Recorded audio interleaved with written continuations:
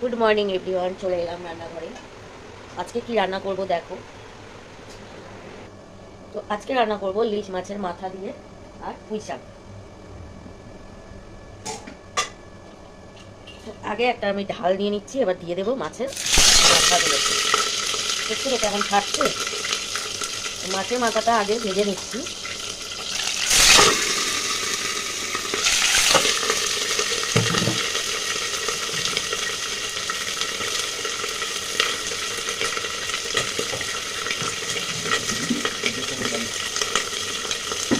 রান্না করবে আর ঠেকা খাবে না, তেল ছিটিয়ে পড়লো হাতে। এবার ঢাকা দিয়েছি তাও।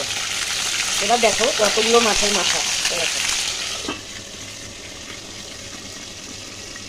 তো এই দেখো মাছের মাথা ভাজা হচ্ছে, এর মধ্যে দিয়ে দেবো পাঁচফোড়ন। সাইডে দিয়ে দিলাম।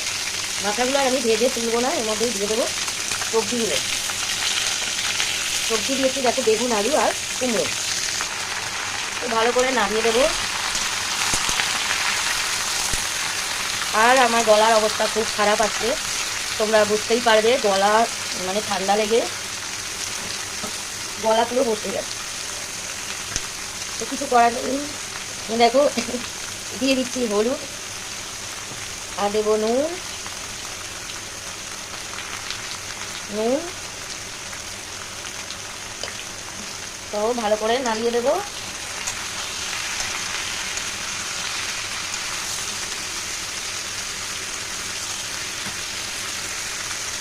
একটু চাপা দিয়ে দেবো। কিছুটা শুকনো লঙ্কা দিয়েছি গুঁড়ো, আর কিছু কাঁচা লঙ্কা দিয়ে দেবো। এরকম একটু চিড়ে আর দিয়ে দিলাম। তো এবার আবার একটু নাড়িয়ে দেবো।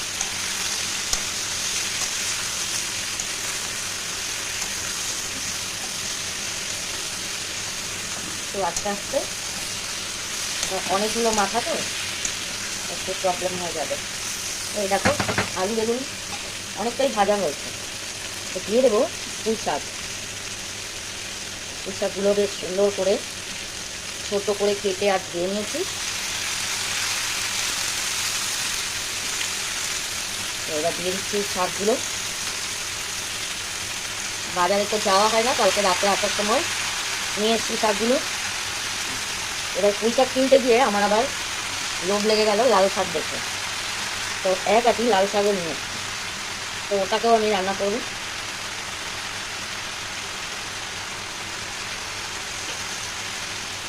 শাক আমার একটুও ফেলতে ইচ্ছা করে না, মানে আমি ভীষণ ভালোবাসি। তো এবার একটু হালকা করে নাড়িয়ে আর চাপা দিয়ে দেবো। চাপা দিলে শাকটা একদম কমে যাবে। এই দেখো বেশি ডাটা দিইনি, কেন আমার ডাটা খেতে ভালো লাগে না। এই দেখো এবার একটু চাপা দিয়ে দেবো। তো এই দেখো চাপা দিয়ে রেখেছিলাম, চাপটা কিন্তু অনেকটাই কমে গেছে। আস্তে আস্তে একটু নাড়িয়ে দেবো। কড়াটা একটু ছোটো হয়ে গেছে।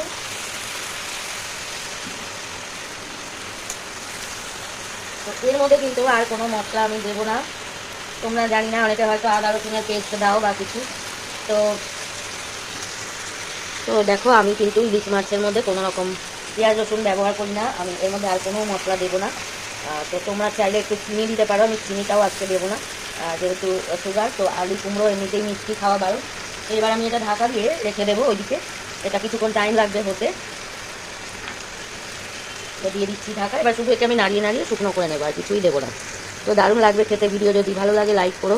পুরোটা রান্না হয়ে গেলে দেখাচ্ছি তোমাদের ঠিক কেমন হবে। আমারও পরানো যায়, তুমি তাই, তুমি তাই গো, আমারও পরানো যায়। তো এই দেখো কড়াই দিয়েছি সর্ষের তেল। তো তেলটা একটু গরম হবে, দিয়ে দেবো একটু শুকনো লঙ্কা, আর দেবো একটু রসুন কুচি,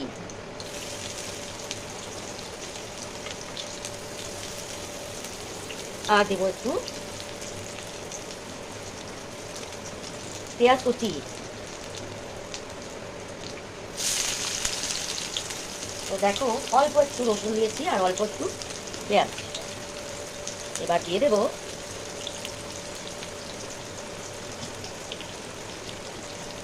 পেঁয়াজটা একটু ভেজে নিই, একটু লাল করে ভেজে নেব।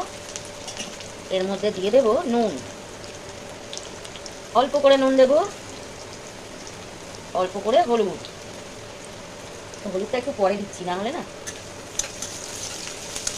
কালো হয়ে যাবে। তো এই দেখো পেঁয়াজটা বেশ ভাজা হয়েছে। তো এবার দিয়ে দেবো এই শাকটা, লাল শাক দিয়ে দিলাম। শাকটা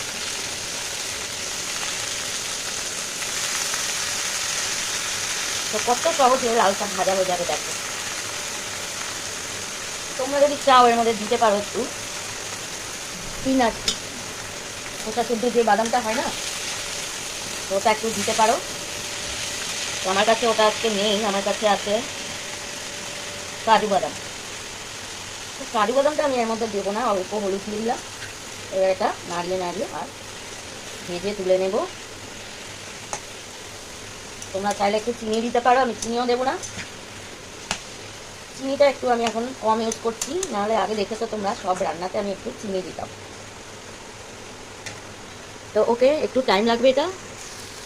তো এই দেখো শাকটা এবার নেড়ে নেড়ে ভাজা করে নেবো, প্রায় হয়েই এসেছে। আর এদিকে আমার এই শাকটাও কিন্তু রেডি হয়ে গেছে।